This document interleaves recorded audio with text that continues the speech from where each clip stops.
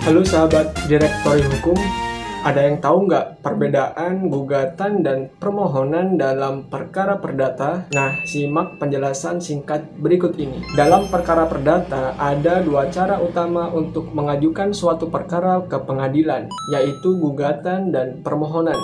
Yang pertama mengenai gugatan, yaitu proses hukum yang melibatkan konflik atau sengketa antara dua belah pihak di mana penggugat meminta haknya dari tergugat. Dalam gugatan ada unsur pembuktian dan hak kedua belah pihak untuk memberikan argumen.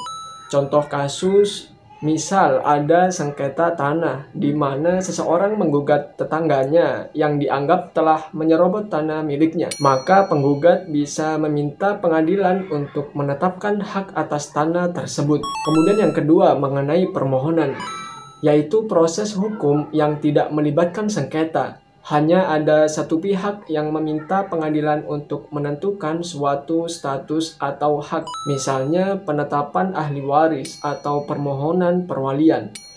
Untuk contoh kasus mengenai permohonan, misal seseorang mengajukan permohonan ke pengadilan untuk ditetapkan sebagai wali atas anak yang kehilangan orang tuanya, tanpa adanya pihak lain yang menentang. Mengenai dasar hukumnya, yang pertama yaitu Undang-Undang Nomor 4 Tahun 2004 tentang Kekuasaan Kehakiman. Undang-undang ini menjadi landasan umum bagi seluruh penyelenggaraan kekuasaan kehakiman di Indonesia, termasuk perkara perdata.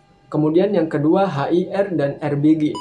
Meskipun ini sudah lama, kedua reglemen ini masih sering dijadikan rujukan, terutama dalam hal tata cara persidangan perdata. Pada pasal 118 HIR misalnya, mengatur mengenai syarat-syarat formil gugatan. Jadi itulah perbedaan antara gugatan dan permohonan.